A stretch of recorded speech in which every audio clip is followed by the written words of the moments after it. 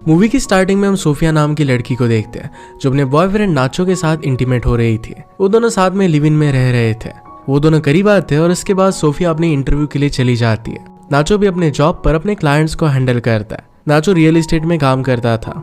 Sophia जिस interview के लिए गई थी वहां पर उसे सेक्रेटरी का जॉब करना था।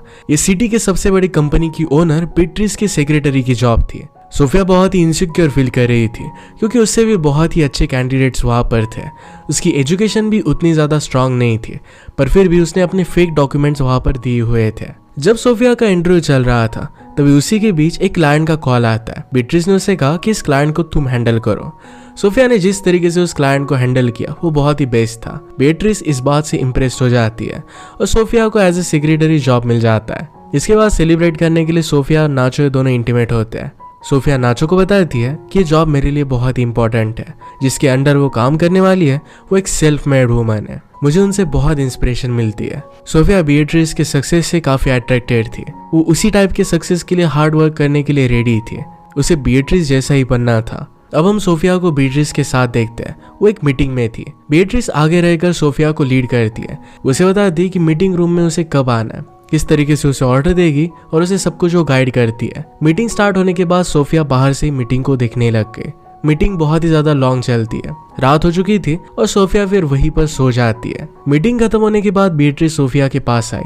सोफिया सोई हुई थी तो उसने उसका मोबाइल चेक किया। वो सोफिया के बॉयफ्रेंड की फोटो देखती है और फिर जल्दी से फोन रख देती है। इसके बाद उसने सोफिया को उठाया और उसे घर जाने के लिए कहा। रात में बीट्रिस एक रैंडम एस्कॉर्ट को कॉल करती है और उसके साथ इंटीमेट होती है। उसकी एज अब ज्यादा हो गई थी और इसी वजह से वो एफर्ट्स नहीं डालना चाहती थी। उसकी डिजायर कंप्लीट करने के लिए यही वो किया करती थी। जब वो रैंडम लड़का उसके पास आता है तो उसके साथ जब वो इंटीमेट हो रही थी तो बीच में ही रुक जाती है। उसे बहुत ही इरिटेटेड फील होता है। इसके बाद नेक्स्ट सीन में हम बीट्रिस को एक डॉक्टर के पास देखते हैं। वो बातों बातों में कहती है कि आजकल के जनरेशन के बच्चे किसी भी चीज के लिए तभी रेडी हो जाते हैं, किसी भी चीज के बारे में वो ज्यादा नहीं सोचते। इसके बाद हम बीट्रिस को बाथटब में देखते हैं जहाँ पर वो खुद को प्लीज कर रही थी। उसके भी कुछ नीड्स थे पर एज ज्यादा होने की वजह से इस पर वो कुछ काम नहीं कर पाती थी। नेक्स्ट सीन में हम सोफिया को देखते हैं जो रोज अपनी प्रेगनेंसी टेस्ट करती थी। इसके बाद सोफिया और नाचो होटल में डिनर कर रहे थे। सोफिया नाचो से कहती है कि अगर हमें आगे चलकर फैमिली बनानी है तो ये पॉसिबल नहीं हो पाएगा। वो अपने लाइफ में बीट्रिस की तरह सक्सेसफुल होना चाहती थी। बीट्रिस ने हमेशा अपने काम पर फोकस किया और इसी वजह से उसे कोई भी बच्चा नहीं है, उसकी कोई भी फैमिली नहीं है। फैमिली एक डिस्ट्रैक्शन होती है और इसी वजह से सोफिया भी ये नहीं चाहती थी। इसके बाद नेक्स्ट सीन में हमें पता चलता है कि सोफिया नाचो की बेबी से प्रेग्नेंट है। ये बात सोफिया के लिए बहुत बड़ा शॉक था। वो चर्च जाती है और फादर से कन्फेस करती है कि मैं अब माँ नहीं बनना चाहती, अपने अंदर पल रहे बच्चे को अबॉर्ट करने वाली थी। फादर ने सोफिया को समझाने की कोशिश की कि दुनिया में इससे बड़ा पाप नहीं हो सकता। सोफिया रोते हुए वहां से चली जाती है। नेक्स्ट सीन में बीट्रिस और सोफिया एक मीटिंग के लिए गए थे। वहां पर सोफिया बहुत ही अच्छी तरीके से बीट्रिस के क्लाइंट को हैंडल करती है। उसने बीट्रिस को भी बहुत ही अच्छी कंपनी दी। खुश होकर मीटिंग खत्म होने के बाद बीट्रिस सोफिया को अपनी कंपनी में एक परमानेंट जॉब ऑफर करती है। ये सुनकर सोफिया बहुत खुश हो गई थी। सोफिया फाइनली उस कंपनी का हिस्सा है और साथ में बीट्रिस की असिस्टेंट भी। उसे कंपनी में एक हायर पोस्ट दिला रही थी। इसके बाद सोफिया को एक कंपनी के एम्प्लॉय को फायर करना था। उस एम्प्लॉय के कॉन्ट्रैक्ट पर साइन करवाने का काम सोफिया का था। सोफिया उस एम्प्लॉय के पास गए। वो एक लेडी थी। सोफिया ने उससे कहा कि आपने 10 दिन हॉलीडे के लिए छुट्टी ली थी और इसी वजह से कंपनी ने आपको यहाँ से निकालने का फैसला लिया है। वो कहती कि मेरा रीजन वैलिड था। 10 दिन की हॉलीडे में बीमार थी, इस वजह से लिया था। मेरे पास मेडिकल सर्टिफिकेट भी है। उस लेडी को बेबी हुआ था और इसी वजह से ये सब प्रॉब्लम आई थी। ये सब सुनने के बाद भी सोफिया उसकी बात नहीं मानती और फिर एम्प्लॉय को कंपनी छोड़कर जाना पड़ता है। यहाँ हमें पता चलता है कि बीट्रिस और उसकी कंपनीज के वैल्यूज में था कि अगर कोई भी एम्प्लॉय प्रेग्नेंट हो जाती है तो फिर वो अपने काम पर 100% फोकस नहीं कर पाएगी, कंपनी को आगे नहीं बढ़ा पाएगी और इसी वजह से जब भी एम्प्लॉयज प्रेग्नेंट हो जाती थी तो उन्हें फायर कर दिया जाता था। सोफिया उस एम्प्लॉय के कॉन्ट्रैक्ट पेपर साइन करवाने के बाद बीट्रिस की कैबिन में आती है। बीट्रिस सोफिया से कहती है कि जिन लोगों को बेबी हो जाता है वो अपने काम पर फोकस नहीं कर पाते, ऐसे लोग मेरी कंपनी के लिए यूजलेस है। ये सुनकर सोफिया रोने लग गई क्योंकि वो भी प्रेग्नेंट थी। रोते हुए सोफिया को वोमिटिंग हो गई। ये देखकर बीट्रिस समझ जाती है कि सोफिया भी प्रेग्नेंट है। सोफिया को रियलाइज हो गया था कि अब उसका जॉब चला जाएगा। अब सोफिया इस बेबी को अबॉर्ट करने वाली थी ताकि इस कंपनी में वो रह सके। अपने लाइफ में सक्सेस उसके लिए बहुत ही इंपॉर्टेंट था। ये सब बात वो बीट्रिस को बताती है। वो कहती कि प्लीज मुझे कंपनी से मत निकालो, वो कुछ भी कर सकती थी। बीएट्रिस सोफिया से पूछती है क्या तुम प्रेग्नेंट हो, इसके बारे में तुमने किसी को बताया हुआ है? सोफिया कहती कि सिर्फ आपको पता है, मैंने ये बात मेरी बॉयफ्रेंड या फिर फैमिली किसी को भी नहीं बताई। नेक्स्ट सीन में हम बीएट्रिस को अपने लॉयर के साथ देखते हैं। वो डिस्कस कर रही थी कि सरोगेसी किन किन चीजों में लीगल और इलीगल है। उसका फ्रेंड ये पूछने का उसका रीजन पूछता है। बीएट्रिस कहती है कि मैं माँ बनना चाहती हूँ पर मुझे शादी नहीं करनी। मेरी कंपनी में सोफिया नाम की एक एम्प्लॉई है, मेरी असिस्टेंट है और वो प्रेग्नेंट है। अपने जॉब छूट जाने के डर से वो बेबी को अबॉर्ट करवाना चाहती थी।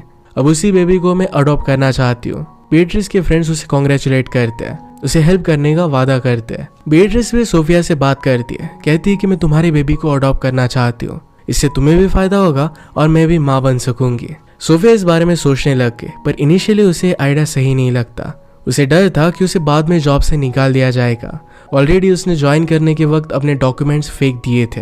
ये क्राइम था और इस वजह से उसे जेल में भी डाला जा सकता था। सोफिया फिर सोचती है कि अगर उसे लाइफ में आगे बढ़ना है तो उसे हार्ड डिसीजन लेने पड़ेंगे। फाइनली फिर वो बीएट्रिस को अपना बेबी देने के लिए रेडी होती है। बीएट्रिस सोफिया से कहती है कि प्रेगनेंसी के बचे हुए मंथ्स में तुम्हें मेरे साथ रहना पड़ेगा। वो चाहती थी कि सोफिया के प्रेग्नेंट होने की बात उसके अलावा किसी को भी नहीं पता चले। बीएट्रिस सोफिया के हर एक चीज का ध्यान रखना चाहती थी। वो चाहती थी कि सोफिया को प्रेगनेंसी के वक्त सभी चीजें मिले, उसकी अच्छे से केयर हो। इसके लिए अब सोफिया को अपने बॉयफ्रेंड को छोड़कर जहां पर भी बीएट्रिस कहेगी वहां पर 6 मंथ्स के लिए जाकर रहना पड़ेगा। सोफिया इस बात के लिए मान जाती है और सरोगेट मदर के एग्रीमेंट पर साइन करती है। ऑफिशियली वो सरोगेट मदर बन गई थी। सोफिया फिर नाचो से मिलने के लिए जाती है। उसे कहती है कि मुझे इस सिटी छोड़कर जरा दूर जाना पड़ेगा। 6 मंथ्स के लिए वो प्रोजेक्ट पर काम करेगी, उसके बाद वो वापस आएगी। उसे कहती कि मुझे असिस्टेंट मैनेजर की पोस्ट मिली है और सैलरी भी डबल हो चुकी है। ऐसा एक्चुअल में भी होने वाला था। सोफिया को सरोगेट मदर बनने के लिए बहुत सारे पैसे मिलने वाले थे। कंपनी में भी उसे प्रमोशन मिल रहा था। इस डील से उसका बहुत फायदा था। नाचो को सोफिया की बात अच्छी नहीं लगती। वो नहीं चाहता था कि सोफिया उसे छोड़कर कहीं पर भी जाए। वो सोफिया को जाने के लिए मना करता है, पर सोफिया ने फाइनली उसे कन्विंस कर ही दिया। बीएट्रिस एक दिन सोफिया को शहर से बाहर काफी दूर जगह पर एक लग्जरियस घर पर लेकर जाती है। वहीं पर सोफिया रहने वाली थी। उस घर को देखकर सोफिया बहुत ही अमेज हो जाती है। घर में सोफिया को प्रेगनेंसी के वक्त जो भी लगेगा वो हर एक चीज थी। सोफिया के लिए बीएट्रिस ने एक प्राइवेट शेफ भी अपॉइंट किया था। सोफिया के लिए बेस्ट फूड क्या रहेगा ये सब डिसाइड कर वही सब उसके लिए वो कुक करने वाले थे। यहाँ पर स्विमिंग पूल, सोफिया की फेवरेट बुक्स, कॉस्मेटिक्स, उसे जो जो चीजें लगेगी ये सब कुछ वहाँ पर थी। इन सब चीजों की वजह से सोफिया के अर्लियर डेज वहाँ पर बहुत ही अच्छे से वो एंजॉय करती है। सोफिया का रूटीन कुछ इस तरीके से बन गया था। सुबह उठकर प्रेगनेंसी की एक्सरसाइज करनी थी, इसके बाद पूरे दिन सिर्फ आराम करना था। हर रात बीएट्रिस उसे उसकी तबीयत के बारे में पूछती थी, क्या सब कुछ ठीक है। ऐसे ही एक वीक सोफिया बहुत एंजॉय करती है। एक दिन जब वो अपना बुक रख रही थी तब उसने रियलाइज किया कि उसके कमरे में कैमरेज लगाए हुए हैं। इस बात से वो बहुत ही सरप्राइज्ड हो जाती है क्योंकि हमेशा उसे रिकॉर्ड किया जा रहा था। रात में बीएट्रिस घर आने के बाद सोफिया उसे पूछती है, क्या तुम मुझ पर नजर रख रही हो? बीएट्रिस कहती है कि मैं ऐसा नहीं कर रही। सोफिया उसे कैमरेज के बारे में पूछती है। बीएट्रिस कहती है कि कैमरेज सिर्फ सिक्योरिटी पर्पजेस के लिए है, तुम्हारी सिक्योरिटी मेरे लिए बहुत इंपॉर्टेंट है। सोफिया कहती कि इस तरीके से सर्विलेंस में मैं नहीं रह सकती। बीएट्रिस ने कहा कि मैं उन कैमरास को हटा दूंगी। फिर से सारी चीजें अब नॉर्मल हो गई थी। सोफिया की असिस्टेंट की पोजीशन पे कंपनी में दूसरी लेडी आ गई थी। बीएट्रिस सोफिया से कहती है तुम्हें प्रमोशन चाहिए था, अब वो तुम्हें मिल चुका है। अब स्लोली बीएट्रिस का सोफिया की बेबी के लिए ऑब्सेशन बढ़ने लग गया था। हम देखते हैं कि सोफिया का सेलफोन खो गया था। वो काफी दिन से अपना सेलफोन ढूंढने की कोशिश कर रही थी लेकिन उसे वो मिल ही नहीं रहा था। सोफिया को नाचो से बात करनी थी और इसी वजह से अपने मेड से वो सेलफोन मांगती है। हैरानी की बात यह थी कि मेड के पास भी सेलफोन नहीं था। सोफिया जरा टेंशन में आने लग गई। वो सोचती है नाचो अब क्या सोच रहा होगा। रात में जब बीएट्रिस सोफिया से मिलने के लिए आई तो सोफिया बीएट्रिस को बताती है कि मेरा सेलफोन गुम हो गया है। बीएट्रिस कहती है कि कल मैं तुम्हें नया सेलफोन ला कर दूंगी। अब हम कुछ दिनों बाद सोफिया का अल्ट्रासाउंड देखते हैं। सोफिया का बेबी डिस्प्ले पर साफ साफ दिख रहा था। हम नोटिस करवाते हैं कि बीएट्रिस उस बेबी को देखकर बहुत ही ज्यादा एक्साइटेड थी। वो ऐसे बिहेव कर रही थी कि जैसे वो बेबी उससे बात कर रहा था। हम देख सकते हैं कि सोफिया से ज्यादा बीएट्रिस ही उस बेबी के लिए ऑब्सेस्ड हो गई थी। सोफिया एक दिन अपने मेड को कहकर बंगले के ऊपर वाले रूम में जाती है। वहां पर बीएट्रिस ने आने वाले बेबी के लिए कमरा बनाया था। उस कमरे में बच्चों के सारे फेवरेट खिलौने थे। सोफिया रियलाइज करती है कि बीएट्रिस बेबी के लिए कितनी सीरियस है। इसके बाद बीएट्रिस सोफिया के लिए एक पप्पी खरीद कर लेकर आती है। इससे सोफिया बोर नहीं होगी। एक दिन सडनली सोफिया रियलाइज करती है कि कुछ दिनों से मेड घर पर नहीं आई। फिर उसे पता चला कि मेड को जॉब से निकाल दिया गया है। रात में स्विमिंग करते हुए जब सोफिया ने बीट्रिस को उस मेड के बारे में पूछा तो बीट्रिस उसे सही से जवाब नहीं देती है। वो सोफिया को अपने स्विमिंग की बचे हुए स्टेप्स पूरे करने के लिए कहती है। सोफिया गुस्सा होकर पूल से बाहर निकलने लग गई।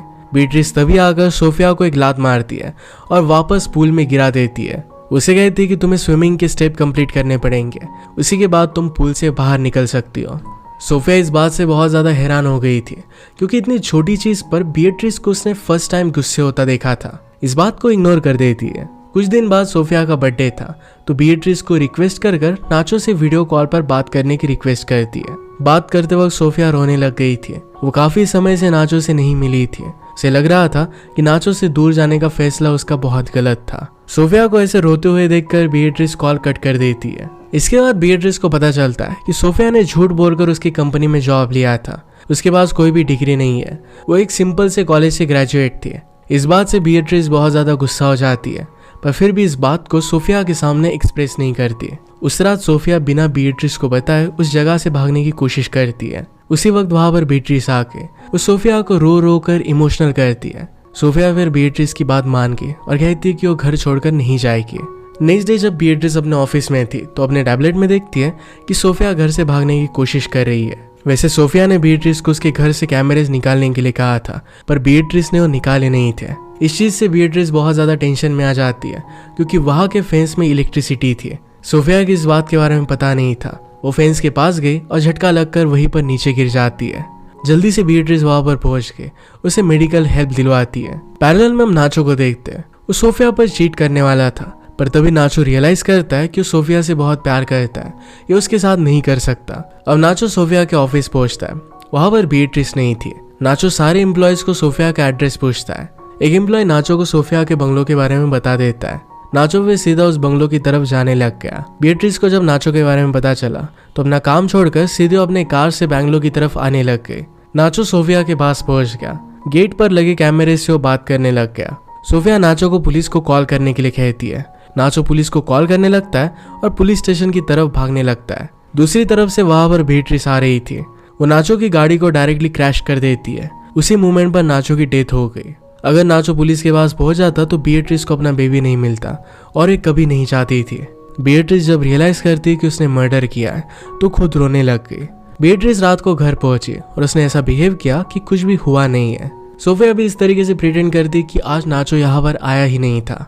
बीट्रिस को उसके डॉक्टर फ्रेंड का कॉल आता है और उसे बताती है कि अल्ट्रासाउंड के लिए सोफिया को क्लिनिक आना पड़ेगा। सोफिया इस बात के लिए हाँ कह देती है। वो दोनों जब डिनर कर रहे थे तो सोफिया कुछ बहाना कर किचन में जाती है। वहां से एक वुडन पीस को लेकर पीछे से बीट्रिस पर हमला कर देती है।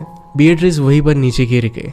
जब बीट्रिस अनकॉन्शियस थी तो सोफिया ने बीट्रिस को पूरी तरीके से एक पिलर से बांध दिया। सोफिया एक नोकीली चीज लेकर बीट्रिस को बार बार चुभाने लगती है। उसे टॉर्चर करते हुए पूछती है कि नाचो कहाँ पर है। बीट्रिस उसे सच नहीं बताती। सोफिया फिर नहाने के लिए चली गई और बीट्रिस को वहीं पर वो बांध कर चली गई। बीट्रिस सोफिया से पानी मांगती है पर सोफिया उसे पानी भी नहीं देती। नेक्स्ट डे सोफिया बीट्रिस के पास आकर उससे पूछती है कि पैसे कहाँ पर है। उसने उससे लॉकर का पासवर्ड पूछा। सोफिया फिर उस लॉकर से पैसे निकाल लेती है। पैसे ले जाते वक्त सोफिया ने बीट्रिस से कहा कि अगर तुम मेरे पीछे आई तो तुमने जो मुझसे कॉन्ट्रैक्ट साइन करवाया था इसके बारे में मैं सबको बता दूंगी, इससे तुम्हारी बहुत बदनामी होगी। इसके बाद सोफिया वहां से अपने पपी मैक्स को लेकर चली जाती है। तभी पीछे से बीट्रिस आके वो सोफिया पर अटैक कर देती है। वो दोनों एक दूसरे से फाइट करने लग गए, पर तभी सोफिया ने एक सीजर से बीट्रिस के पेट में स्टैब कर दिया। बीट्रिस की वहीं पर डेथ हो गई। मूवी के लास्ट सीन में हम सोफिया का घर जाते हुए देखते हैं। तभी उसका वाटर ब्रोक हो जाता है। उसका डिलीवरी का टाइम आ गया था और वहीं पर उसकी डिलीवरी होने लग गई थी। इसी के साथ ये मूवी एंड हो जाती है। अगर आपको एक्सप्लेनेशन अच्छा लगा तो इसे लाइक और कमेंट जरूर कर दीजिएगा। बहुत सारे मूवीज लेकर आते रहता हूँ तो प्लीज चैनल को सब्सक्राइब कर दीजिए और बेल नोटिफिकेशन आइकॉन देना मत भूलिएगा। हम फिर से मिलेंगे और एक नई मूवी के साथ। तब तक के लिए थैंक यू और आप अपने आप का ख्याल रखिए।